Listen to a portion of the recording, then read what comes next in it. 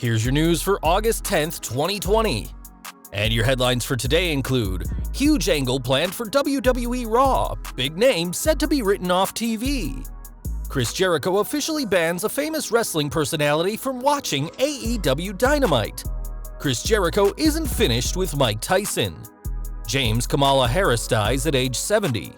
Enzo Amore teases reunion with Big Cass. Goldberg calls Roman Reigns a joke. Is WWE planning to book a match between the two? Matt Hardy strongly reacts about Sammy Guevara being so reckless. AJ Styles wants to wrestle in WWE NXT, and more. We are kicking off today with news from Monday Night Raw, as tonight's show will reportedly see a huge angle play out. It's being reported that Ric Flair will be on tonight's show, as he was a part of last week's tapings of Raw, but it's also being reported that the Nature Boy will be written off TV, ending his recent partnership with Randy Orton.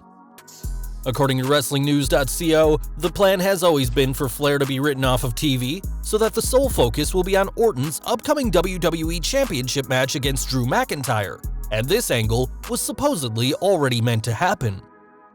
Their report adds that Flair was meant to be written out of storylines during Orton's recent match against The Big Show, until WWE pulled Flair from appearing prematurely as a precautionary measure after his wife tested positive.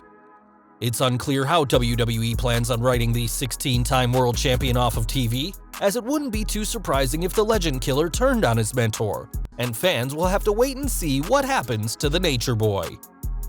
Over to AEW now, and though TNT is available in millions of homes, one person who is no longer allowed to watch Dynamite or its pay-per-views is Jim Cornette. On Twitter, Chris Jericho tweeted that he's officially banned the controversial wrestling personality from the show, saying that Cornette can't watch Dynamite or episodes of AEW Dark. Cornette has been quite vocal about AEW and has been especially critical of the company's booking of former women's champion Nyla Rose, saying the company should use her being transgender to garner heat from the crowd. We doubt Cornette will take this suspension seriously, as this is the man who framed his restraining order from Vince Russo, but don't expect the former Smoky Mountain Wrestling promoter to be in any AEW content for at least a very, very long time. Speaking of Jericho, the former AEW World Champion doesn't want anything to do with Cornette, but one person he's not finished with is Mike Tyson. Though the boxing legend is preparing for his return fight with Roy Jones Jr., Jericho hasn't forgot about their confrontation on Dynamite in May this year, and spoke about his plans for the WWE Hall of Famer during his Saturday night special. He said, "That's the idea, we're not done yet. He had this fight with Roy Jones Jr. on September 12th, which cut down any chances of a match with me on the 5th. Like I said, I get that it's a lot of money at stake and that's fine. I'm not going anywhere. We have another pay-per-view in November, and we'll see what happens. I'm ready to kick his at any point of time."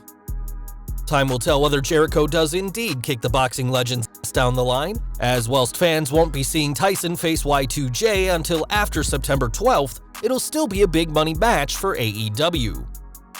Even more Jericho news now, as Y2J's band Fozzy is in some hot water for ignoring social distancing. Despite social distancing being of great importance to help get things back to normal, pictures were shared of people being huddled together and not wearing masks, though Y2J defended himself on his Saturday night special, saying that they hand out masks before the shows and that the venues were at reduced capacity.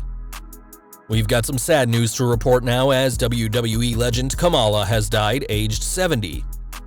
Real name James Harris, Kamala was one of the most recognizable stars of the late 80s and early 90s, and also holds the distinction for having one of the rarest wrestling figures of all time, with his Moonbelly Hasbro figure selling for as much as $10,000. Entertaining millions of fans with his work in the ring, Kamala returned for WrestleMania 17's Gimmick Battle Royal, and also had a small music career, which included writing over 100 songs. Sadly, Harris dealt with various health issues over the latter years of his life, including having both legs amputated in 2011 and 2012, and had emergency surgery in 2017 to remove fluid from his lungs.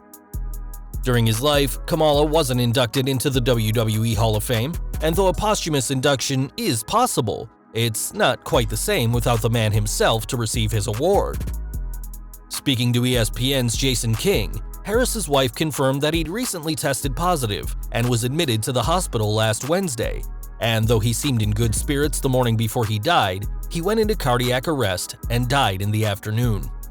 On WWE.com, the company released a statement about Kamala's passing, which praised his work in both their and other companies, including Mid-South, World Class Championship Wrestling, and WCW. This is a truly sad loss for the wrestling world, as Harris had spent so much of his life both in and out of wrestling giving to others, and we would like to send our condolences to his friends, family, and fans at this time. We've got some news from Enzo Amore next, as the Certified G has once again teased a reunion with Big Cass. Yesterday, Enzo tweeted a photo of himself and Cass with the caption, "You've got no chance in hell," a comment many fans are hoping is aimed at future opponents if they reunite. It wasn't too long ago that the former Cruiserweight champion said he was working on something monumental, which was around the same time that pictures came out of Cass in phenomenal shape. Time will tell whether Enzo and Cass reunite in the ring down the line, as although Amore has said in the past that he's finished with wrestling and instead wishes to focus on his music career, it seems that's easier said than done. Over to AEW now, and when Trent's mom Sue lent her minivan to her son, she didn't get it back in one piece, as Proud and Powerful used the vehicle in their feud with the Best Friends. Not only did Santana and Ortiz wreck Trent's mom's van, but now Santana has gone the extra step, sharing a graphic showing a mock box for an upcoming AEW action figure accessory featuring the van. According to Santana, the vehicle will include removable wheels and breakaway windshield, custom graffiti, and can fit up to 5 AEW figures, though Santana said that it fits 6 if one figure is Marco Stunt. Though this is quite the elaborate joke by Proud and Powerful, we're confident that there's plenty of AEW fans who'd pay good money for an accessory of Trent's mom's van, so don't be surprised if you see this hanging from a peg in your nearest Walmart at some point down the line. Back over to WWE now, and although fans haven't seen Roman Reigns in quite some time, one person who's probably pleased about that is Bill Goldberg. Earlier this year, Reigns said that the reason he has a small pad when he punches the stage with his fist is so that he doesn't get hurt, and joked that he'd never do something as stupid as headbutt a door like the Hall of Famer. This week, Goldberg fired back at the big dog, branding Reigns a joke, and said he headbutts the door during his entrance to make things as intense as possible. Fans will remember that Reigns and Goldberg were meant to face off at WrestleMania 36 this year, until Roman pulled out due to the ongoing global situation.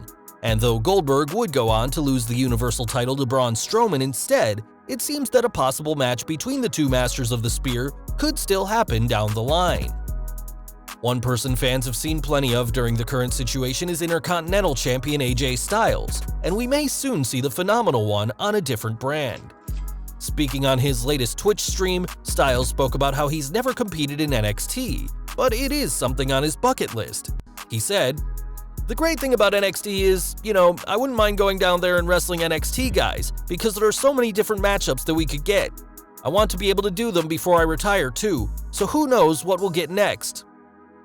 This isn't the first time that there's been talks of Styles in NXT, as in our recent video, 10 Shocking Leaked WWE Plans for 2020, we discussed a rumored plan for AJ to join the Gold brand later this year, possibly for the remainder of his WWE career.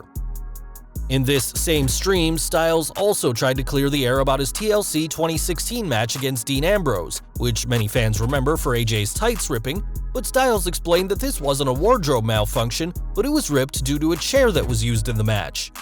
Styles also spoke about wanting to face Edge now that the Rated R superstar is unretired, though of course, that match isn't a possibility right now, given that Edge is on the shelf. With that in mind, Edge vs. Styles could happen when the Hall of Famer is back, and whether that match takes place on pay-per-view, SmackDown, or even NXT, pitting the Ultimate Opportunist against the Phenomenal One would be a dream match for plenty of fans. On to AEW now, as the company recently dropped a new line of action figures that are flying off the shelves. Created by Jazzwares, the new AEW figures are proving to be hard to find for fans and figure collectors alike, with the first line including AEW TNT Champion Cody, Kenny Omega, The Young Bucks, Brandi Rhodes, and Chris Jericho selling out immediately.